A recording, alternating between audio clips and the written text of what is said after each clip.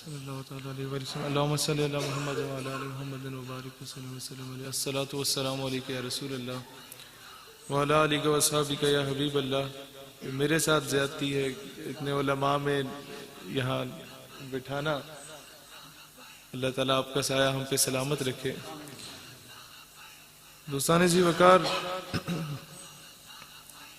لب پہ نعت پاک کا نغمہ کل بھی تھا اور آج بھی ہے، میرے نبی سے میرا رشتہ کل بھی تھا اور آج بھی ہے۔ اور بڑے قابل غور بات ہے کہ اور کسی جانب کیوں جائیں، کوئی وجہ ہے؟ اور کسی کو کیوں دیکھیں، اور کسی جانب کیوں جائیں، اور کسی کو کیوں دیکھیں؟ اپنا سب کچھ گنبد خضرا کل بھی تھا اور آج بھی ہے۔ اور بتلا دو گستاخ نبی کو غیرت مسلم زندہ ہے، نبی پہ کٹ مرنے کا جذبہ کل بھی تھا اور آج بھی۔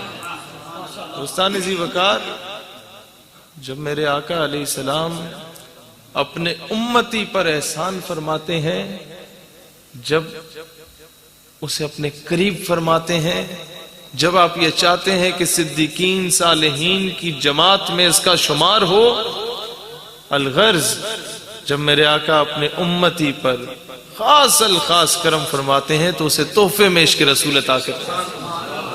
اب قابل غور بات یہ ہے کہ ہم جیسے بے عمل لوگ بھی یہ بات کر رہے ہیں تو پھر اندازہ ہوتا ہے کہ ہر عاشق رسول اپنے انداز میں اپنے عشق کا اظہار کرتا ہے۔ اب سوال پیدا ہوتا ہے وہ کیسے؟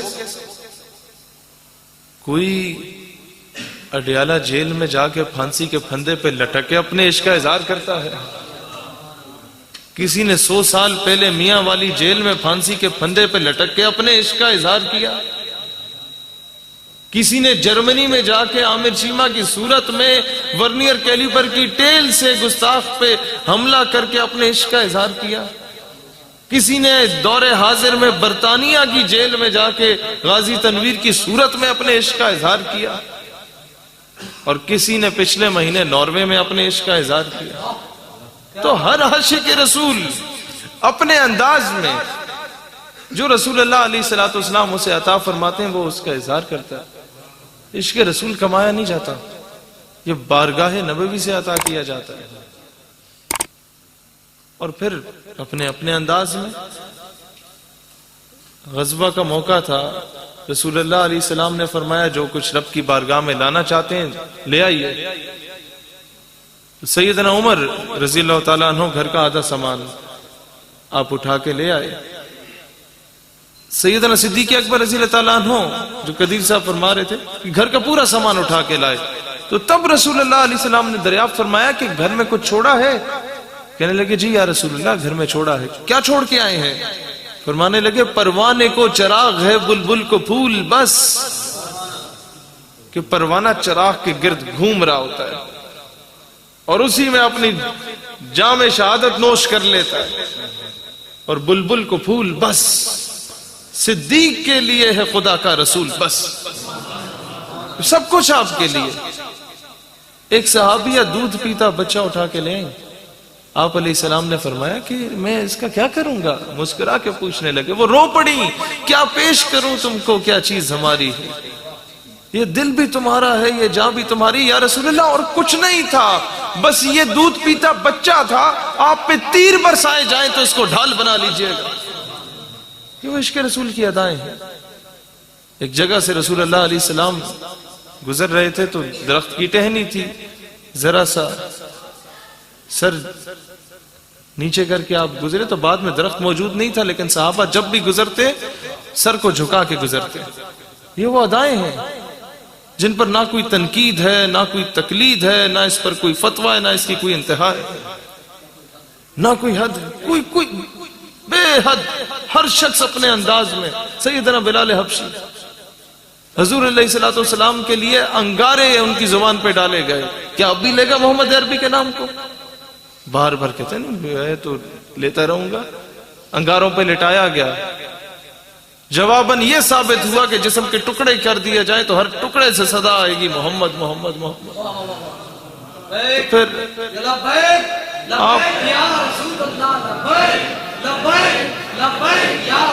پھر دوستان ذی وقار آپ اندازہ کریں پھر مقام بھی تو ہوتا ہے نا. ایک آزاد کردہ غلام جسے دنیا کہتی تھی, جسے دنیا کہتی تھی کہ تعلق حبشہ سے ہے. یہ کون سی قوم, وہ کون سی قوم. آج یہ ملکائی میں پڑے ہوئے لوگ, بڑے بڑے جبے اور دستار پہننے والے, عرش اعظم پہ کس کی صدا سنائی جاتی تھی, کس کے قدموں کی آہٹ سنا کرتے تھے. بلال تمہارے قدموں کی آہٹ تو میں نے وہاں بھی سنی. یہ اپنے قوم خیش قبیلے پہ ناز کرنے والوں, یہ بڑی بڑی ملکائی اور بڑے بڑے نوابوں وڈیروں کے چرنوں میں بیٹھ کے ان کے بوٹ پالش کر کے ناز کرنے والوں, تمام حسین و جمیل ہستیاں موجود تھی. فتح مکہ کے بعد کسے کہا گیا؟ کہا گیا بلال اٹھو, کعبے کی چھت پہ اذان جاتے دو. ادائے دید, اقبال کہتے ہیں ادائے دید سراپا نیاز تھی تیری, وہ کسی کو دیکھتے رہنا گویا نماز تھی تیری. کیا آپ اذان دیتے وقت بھی شرن نہیں, لیکن جب اذان دیتے تو اکثر یہ ہوتا کہ اشہد ان محمد رسول اللہ پہ رسول اللہ علیہ السلام کی طرف دیکھتے, آپ کے چہرے مبارک کی طرف. اور حضور علیہ السلام نے جب ظاہری پردہ فرمایا تو سیدنا بلال حبشی مدینہ چھوڑ کے چلے گئے, نہیں آئے لوٹ کے دوبارہ. کئی عرصے کے بعد جب گزر ہونے لگا تو حسنین کریمین نے فوراً پکڑ لیا ہاتھ کے, پلیز تشریف لائیں, آج اذان دیں. کیونکہ کس کو دیکھ کے اذان دیں, کس کی طرف دیکھ کے اشہد ان محمد رسول اللہ پہ رخ کیا کروں. اور جب اذان میں اشہد ان محمد آ گئے, انہوں نے بہت زیادہ اصرار کیا, کہتے نواسے رسول ہے اب مجھے آنا پڑے گا. اللہ اکبر اللہ اکبر اللہ اکبر اللہ اکبر اشہد ان لا الہ الا اللہ اشہد ان لا الہ الا اللہ. اور جب اشہد ان محمد ہے وہاں پر ہی بے ہوش ہو گئے. دوستان ذی وقار عشق یہ ہوتا ہے. اللہ تعالیٰ پھر کہاں سے کہاں پہنچاتا ہے. یہ جو ہم آج خیش قبیلے پہ ناز کر رہے ہیں, یہ جو ہم 70 سالوں سے وڈیروں نوابوں کی غلامیاں کر رہے ہیں, یہ جو برادری کے پیچھے, جی برادری دا سوال ہے, عزت رسول سے بڑھ گیا معاذ اللہ برادری کا سوال. ختم نبوت کی بات برادری کا سوال ہے. کون سی برادریاں؟ صہیب رومی کہاں سے تھے؟ سیدنا سلمان فارسی کہاں سے تھے؟ سیدنا اویس کرنی اور بلال حبشی کہاں سے تھے؟ ان میں سے کون تھا جو رسول اللہ علیہ السلام کے خیش قبیلے سے, ان کی اس خاندان سے ہو؟ تمام آ کے صحابہ کے بھائی بن کے نہیں بنا تو ابو جہل نہیں بنا, نہیں بنا تو ابو لہب نہیں بنا. یہ کیا رشتہ تھا؟ وہ رشتہ, وہ روحانی رشتہ تھا رسول اللہ علیہ السلام کا. تو لہذا ثابت یہ ہوتا ہے کہ خونی رشتوں سے بڑھ کے یہ روحانی رشتے ہوتے ہیں جن کی نسبت رسول اللہ علیہ السلام سے ہوتی ہے. اور پھر یہ یاد رکھیے گا کہ ہمیشہ سے مورخ نے اسی کو سنہرے حروف سے لکھا جس نے رسول اللہ علیہ السلام کی ناموس رسالت کے لیے کچھ تھوڑا بہت کام کیا ہو. یہ کیا وجہ ہے کہ میں اسکول میں تھا, میں سنتا تھا کہ محمد سے وفات ہونے, میں کالج گیا میں یہ سنتا, میں یونیورسٹی گیا میں یہ سنتا. میں کہتا ہوں شاید اس قوم کو صرف ایک ہی شعر آتا ہے, یہ بار بار دہرا رہے ہیں اور مجھے سمجھ نہ آئی کہ اس سے مراد کیا ہے. میں بار بار اقبال سے بولوں, ممتاز قادری کا نام سنا ہوا ہے آپ لوگوں نے؟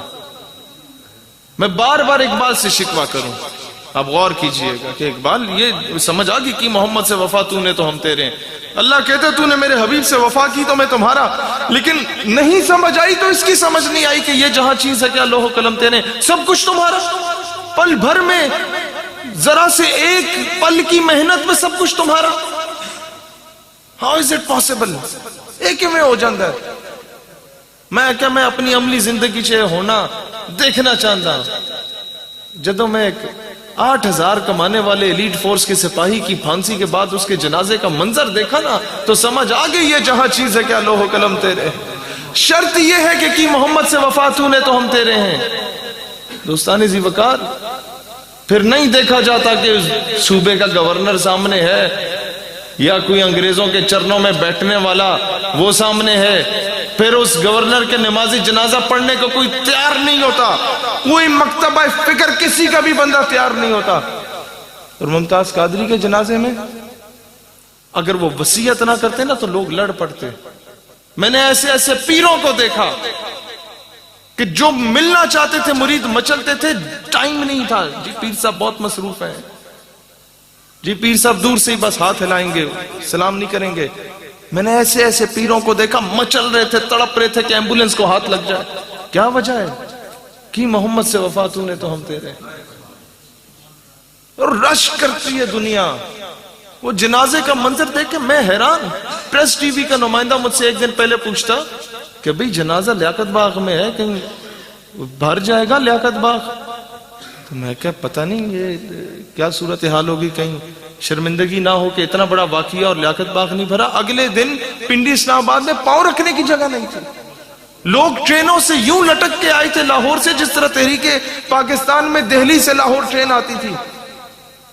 کراچی کے ایئرپورٹ پہ لوگ منتیں کر کے کہتے تھے کہ 3 گنا مہنگا ٹکٹ ملتا ہے تو ہم لیں گے۔ ایک دن اگر جنازہ مزید لیٹ ہوتا تو پورا کراچی کے کروڑوں لوگ امڑ آتے۔ کیا وجہ ہے کہ محمد سے وفا تو نے تو ہم تیرے ہیں۔ دوستان ذی وقار، آج سب سے بڑا المیہ ہمارے معاشرے کا کیا ہے؟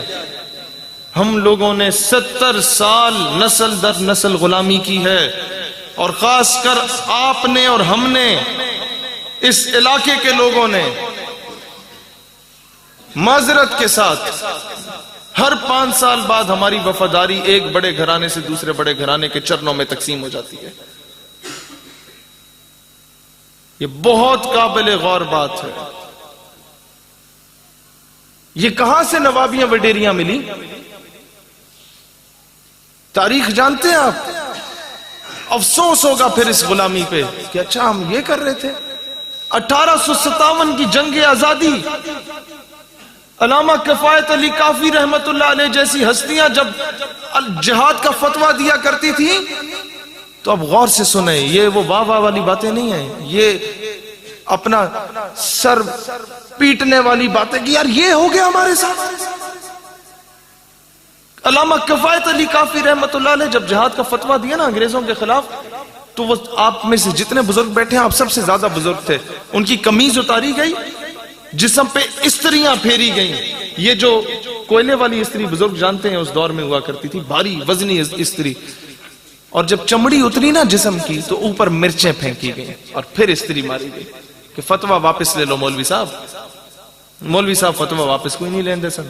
مولوی صاحب دے جنہیں دوست تھے نا علماء، انہیں توپوں کے ساتھ باندھا جاتا تھا اور توپ چلائی جاتی تھی، پٹخرچے اڑ جاتے تھے، فتویٰ واپس نہیں لیا۔ اور اس دور میں بھی تحریک خلافت 1920 اور جنگ آزادی 1857 میں وہ کامیاب کیوں نہیں رہی؟ کیونکہ وہ جو میٹنگز جس میں رات کو ڈسکشن ہوتی تھی نا، وہاں پر کوئی نہ کوئی چیلا چاپلوس، کوئی اس طرح کا 2 نمبر آدمی بیٹھا ہوتا تھا جو مخبری کر لیتا تھا اگلے دن انگریزوں کو، اور جب وہ مخبری ہوتی تھی تو اٹیک سے پہلے اس کا کاؤنٹر نیریٹو آ جاتا تھا، اور کیا ہوتا تھا کہ وہ اٹیک ناکام ہو جاتا تھا، مسلمان بری طرح شکست ہو جاتی تھی۔ پھر انگریز جب یہاں سے جانے لگا نا تو اس نے کہا اپنے چیلے چاپلوسوں، اپنے کتے نہلانے والے، اپنے گھوڑے نہلانے والے، اپنے حکے بھرنے والوں کو میں نواز کے چلا جاتا ہوں۔ تو اسے سب سے پہلے اپنے چیلے چاپلوس کو دستار باندھی سر پہ، اور پھر اسے گھوڑے پہ بٹھایا۔ صبح کا سورج طلوع ہوا تو اسے کہا گھوڑا دوڑاؤ۔ جتنے گاؤں میں دوڑتا ہے نا، مغرب کے وقت جہاں تک پہنچے گا وہاں تک کی زمین تمہاری، تم یہاں کے نواب۔ یہ نوابیاں وڈیریاں یوں پھیلی تھی مسلمانوں سے غداریاں کر کے۔ اور پھر جب یہ ختم ہو گئی تو پھر کہا کہ کون کون سی گدیاں رہ گئی ہیں جن میں گدی نشین نہیں ہے، محکمہ اوقاف کے پاس ہے۔ ان میں سے ایک گدی ملی تھی ملتان کی، بہاؤدین ذکریہ ملتانی رحمت اللہ علیہ اور شاہ رخ عالم رحمت اللہ علیہ کی، جس پہ دور حاضر کے وزیر خارجہ مسلط ہوئے ہوئے ہیں۔ رات جن کی شراب و کباب میں گزرتی ہے وہ صبح صادق ہمارے حکمران ہوتے ہیں. دختر کو بیچ کر دسترخوان لگانے والے تم ہی کہہ دو کیا وہ مسلمان ہوتے ہیں؟ عافیہ صدیقی کے نام پہ سودا کرنے والوں، دختر کو بیچ کے دسترخوان لگانے والے تم ہی کہہ دو کیا وہ مسلمان ہوتے ہیں؟ اور پھر ملت فروشی کر کے فرنگی منڈی میں تبھی جا کے مستحق نوبل انعام ہوتے ہیں، نوبل پرائز جو بانٹ رہے ہوتے ہیں.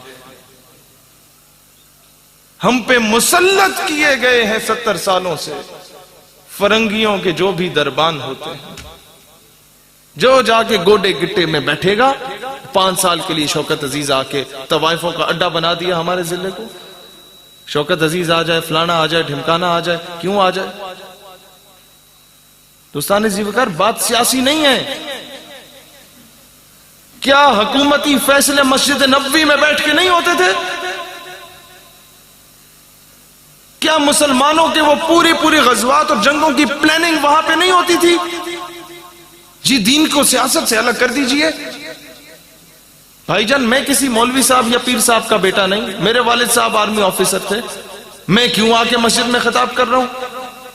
یہ بتانے کے لیے کہ ناموس رسالت اور ختم نبوت پوری امت کا معاملہ ہے. ائمہ کرام سے پوچھا گیا نا کہ کوئی گستاخی کرے تو کیا کریں، تو کہتے ہیں اسے زندہ رہنے کا حق نہیں ہے. اب سننا اگلی بات تھی. پھر سوال کیا گیا کہ اگر گستاخ زندہ رہتا ہے تو؟ جواب تھپڑ سے کم نہیں تھا. کہتے ہیں پھر امت کے باقی رہنے کا جواز نہیں رہتا. دوستان عزیز وقار، یہ ہم سب کا معاملہ ہے. تسی جے ہنس رہے ہوندے نا یہ تو مولویاں دا کام ہے. بھائی جان نہیں.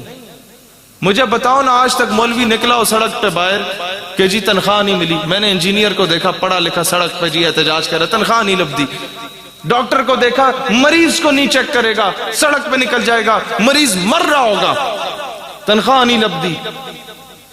اور میں نے بڑے بڑے افسروں کو دیکھا سڑکوں پہ، او جی تنخواہ کوئی نہیں لبدی. میں اجے تک ایک بھی مولوی نہیں دیکھا سڑک تے کہ جی میں فجر تو لے کے عشاء تک اتنے نماز پڑھانا، بچیاں نو میں حفظ کرانا تے مینوں پیسے کوئی نہیں دین دینے. کدی ویکھیا ہے جم؟ ویکھیا کسی مولوی نو کہ میں آج نماز نہیں پڑھاواں گا مینوں تسی پیسے نہیں دین دے؟ ویکھیا کوئی ایک بندہ گواہی دے؟ مولوی جدوں بھی نکلے ناموس رسالت واسطے نکلے، جدو بھی نکلے ختم نبوت سے نکلے. دوستان عزیز وقار، دوستان عزیز وقار، ان کی عزت کریں. آپ کے کانوں میں اذان مائیکل جیکسن نے آ کے نہیں دی تھی، نہ ہی آپ کے بابا جی کا جو فوت ہوں گے تو ان کا جنازہ کوئی ہیری پوٹر آ کے پڑھائے گا. پھر انہی کے پیچھے آئیں گے آپ کہ مولوی صاحب مہربانی کرو. اور یہ جو آ کے آج سینکشنز لگا رہے ہیں، فوجی مدرسوں میں دہشت گردی کی باتیں ہونے لگ گئیں. بھائی جان 1948 میں بھی یہی مولوی گئے تھے کشمیر آزاد کرانے. جہاد افغانستان بھی انہی مولویوں نے کیا تھا.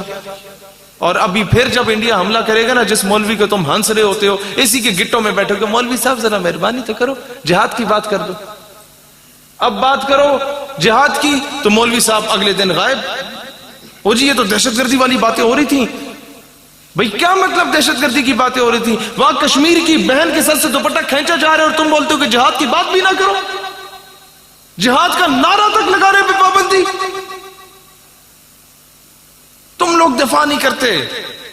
بتاؤ انہیں کہ میرے نبی جہادی تھے، صدیق اکبر جہادی تھے، عمر فاروق جہادی تھے، عثمان غنی جہادی تھے، حیدر کرار جہادی تھے، ٹیپو سلطان جہادی تھے، حسین و حسن جہادی تھے، نور الدین زنگی جہادی تھے، محمود غزنوی جہادی تھے، سلطان صلاح الدین ایوبی جہادی تھے، شہاب الدین محمد غوری جہادی تھے. ہماری پوری تاریخ جہاد سے رقم ہے. ہم جہادی نبی کے جہادی امتی، ہمیں اس پہ فخر ہونا چاہیے.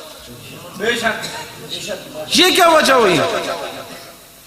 ہم آج بھی حکام بالا سے کہتے ہیں کہ آپ 2-4 قدم آگے بڑھنے کی کوشش کریں نا، تو آپ کی بندوقوں سے پہلے ہم کھائیے بیلچے لے کے ہندوستان کے بارڈر پہ جانے کو تیار ہیں.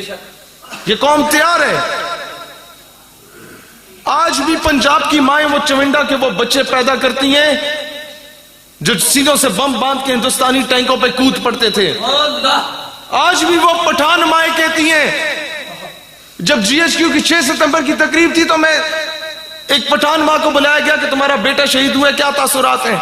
میں حیران کہ آئے گی روئے گی کہ بیٹا بہت یاد آندہ ہے، لیکن آفرین ہے اس پٹھان ماں پہ، وہ آتی اور کہتی ہے وطن اچھر خپامش ہے، اے وطن پریشان نہ ہو، پٹھان ماں زندہ ہے اپنے بچوں کو تجھ پہ قربان کرنے کے لیے۔ اس قوم میں جذبہ ہے، حکمران بغیرت ہو چکا ہے، وہ کیوں بغیرت ہو چکا ہے؟ ہم لوگوں نے، چاہتے ہو نا کشمیر آزاد ہو؟ کون کون چاہتے؟ صرف یہ بتا دو۔ دوستان ذی وقار، آزاد کرانا چاہتے ہو نا تو بری بات ہوگی، سخت بات ہوگی، لیکن یہ ہضم کرنی ہوگی۔ ایک کام کرنا، اگلی بار قیمے والے نان پہ ضمیر نہیں بیچنا، بریانی کی پلیٹ پہ ضمیر نہیں بیچنا۔ کوئی آئے نا، انہیں کہنا بھائی جان سڑک پکی کرانی، نہیں رہنے دو، پتہ ہے ملک خسارے میں قرض ہے، رہنے دو، گلی نہ کراؤ پکی، واٹر سپلائی گدلا پانی پی لیں گے، ایک سٹامپ پیپر پر لکھ کے دے دو کہ کشمیر کی بہن کے سر پہ دوپٹہ واپس مل جائے گا، بولو سمجھو گلی بھی پکی ہوگی، نالی بھی پکی ہوگی، تو قیمے والا نان بھی لب گیا، تو بریانی دی پلیٹ بھی لب گئی۔ دوستانی ذی وقار، باتیں سخت ہیں، کڑوی ہیں، لیکن آج سے پہلے کسی نے کیا نہیں۔ کس کی جرأت تھی آ کے ان نوابوں کو للکارے؟ کس کی جرأت تھی کہ آ کے امریکی ایمبیسی کے اندر گھس کے اس کے سفیر کے سامنے ناموس رسالت کی بات کرتا؟ بھیگی بلیاں بنے ہوئے ہوتے ہیں، بڑے بڑے بڑے بڑے ٹھیکیداروں کو دیکھا ہے، یہاں کے تقریریں جھاڑیں گے، وہاں جا کے جی جناب ہز ایکسیلنسی ہز ہائنس، میں کیڑی ہز ہائنس؟ دوستانی ذی وقار، دلیر بنو، دنیا عزت کرے گی۔ میرے اندر کیا تھا کون جانتا تھا؟ کیا میرا باپ کوئی بہت بڑا جاگیردار تھا؟ کیوں عزت ملی؟ ان علماء نے زبردستی لا کے یہاں پہ کیوں بٹھا دیا؟ میرا تو یہ منصب نہیں ہے، میں عالم فاضل تو نہیں، کیوں بٹھایا؟ کی محمد سے وفا تو نے تو ہم تیرے، ہماری کیا حیثیت اوقات ہے، لیکن کیوں عزتیں مل رہی ہیں؟ ہر چوتھا آدمی آ کے کیوں عزت دے رہا ہے، سینے سے کیوں لگا رہا ہے؟ جناب علی کی محمد سے وفا تو نے تو ہم تیری، آج لے ان کی پناہ، آج مدد مانگ ان سے، پھر نہ مانیں گے قیامت میں اگر مان گیا، اور انہیں جانا انہیں جانا نہ رکھا غیر سے کام، للہ الحمد میں دنیا سے مسلمان گیا۔ دوستان ذی وقار، یہ بہت قابل غور بات ہے کہ آج ہم نے اپنے نبی پاک علیہ الصلوۃ والسلام کی ولادت کی بات تو کی، نبی پاک علیہ الصلوۃ والسلام کی حسن و جمال کی بات تو کی، لیکن آپ کی تلوار کی بات ہم نے نہیں کی۔ میں درخواست کروں گا کہ ہر میلاد کے مہینے میں حضور کے میلاد کو پڑھنے کے ساتھ ساتھ حضور کے غزوات کا ذکر کیا جائے،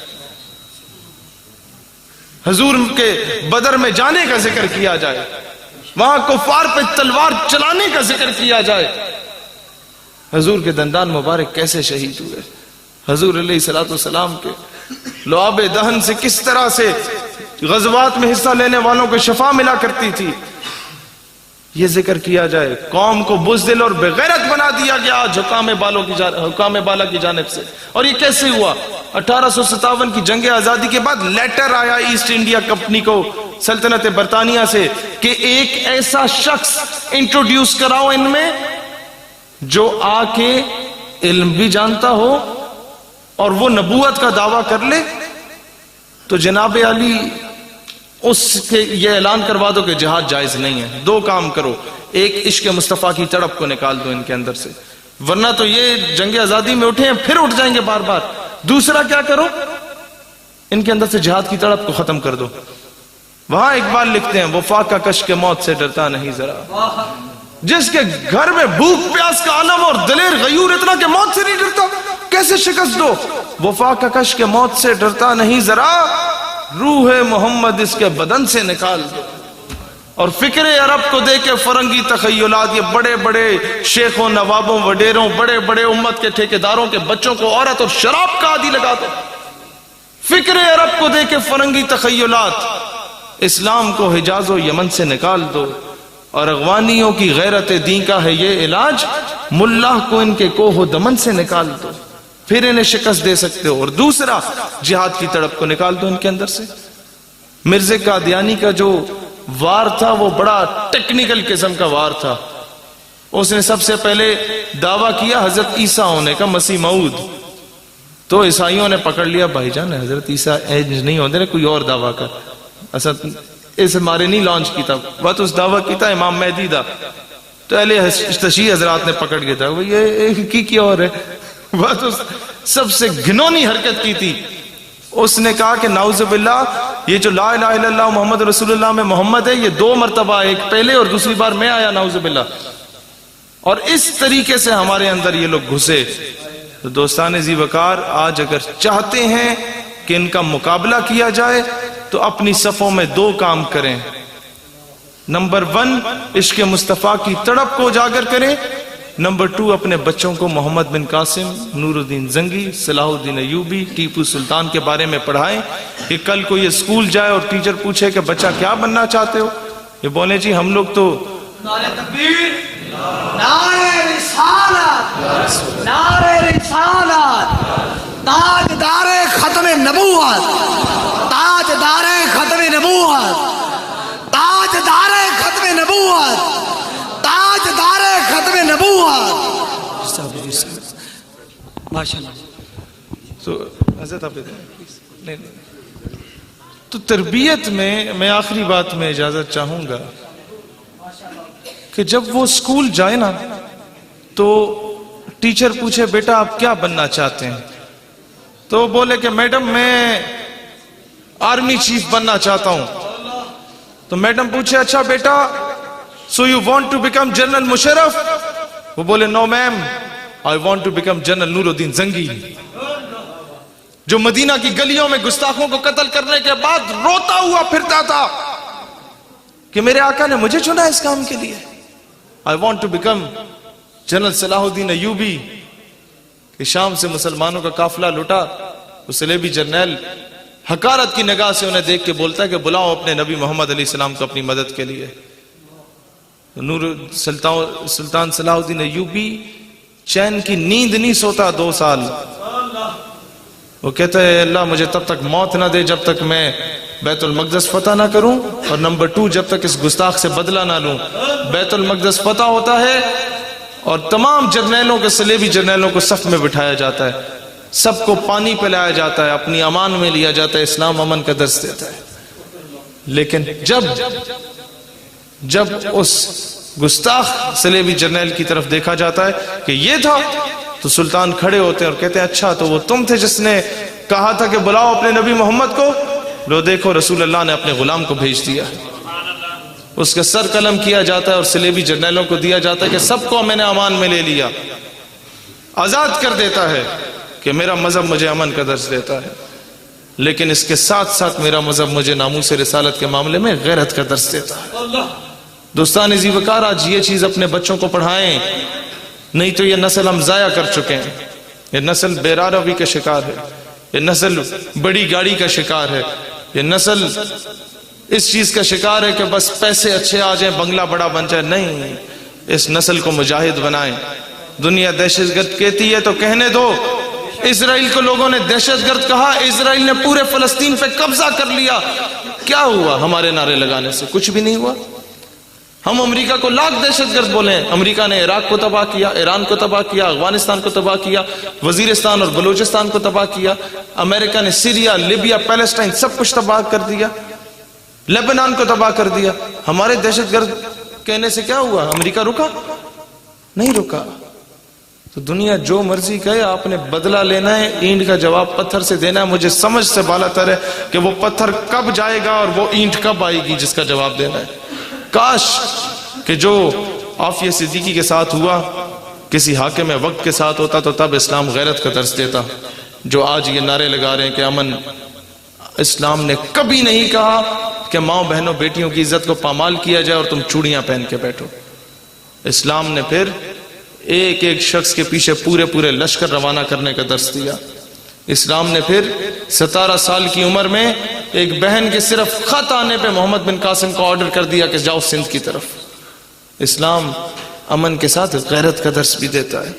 دوستان ذی وقار، ان چیزوں کو انکلکیٹ کریں ہماری یوتھ میں. اور نوجوانوں، آج کے بعد میں نہ دیکھوں کہ آپ کسی خان ملک چودھری کے نعرے لگا رہے ہیں، ہمارے نام کا نعرہ لگانا بھی حرام سمجھو، نعرہ لگاؤ تو صرف تاجدار ختم نبوت، بس بات ختم۔ انہوں نے آپ کے کام آنا ہے کہ خان ملک چودھری جناب جن کے پیچھے آپ پھر رہے ہوتے ہیں نا گٹوں میں بیٹھ بیٹھ کے، کبھی ان کے گھوڑے نہلا رہے ہیں، کبھی کتے نہلا رہے ہیں، کبھی ہوکے بھر رہے ہیں، آپ جب جیل میں جاتے ہیں تو یہ کال بھی نہیں اٹھاتے۔ نہیں یقین آئے تو کبھی آزما کے دیکھ لینا۔ اور پھر اگر رسول اللہ علیہ الصلوۃ والسلام کے لیے ذرا سا عمل بھی کر لو نا تو وہ عمل ملٹی پلائی بائی تھاؤزنڈز ہو جاتا ہے، پھر 60 لاکھ بندے آپ کے جنازے میں شرکت بھی کرتے ہیں، پھر آپ کے 6 مہینے کے بچے کو بھی لوگ سینوں سے لگا کے انہیں کندھوں پہ اٹھاتے ہیں۔ دوستان جی وقار، بات وہیں پہ ختم ہوتی ہے کہ محمد سے وفا تو نے تو ہم تیرے ہیں، یہ جہاں چیز ہے کیا لوح و قلم تیرے ہیں۔ جزاک اللہ خیر۔ نعرہ تکبیر، نعرہ رسالت۔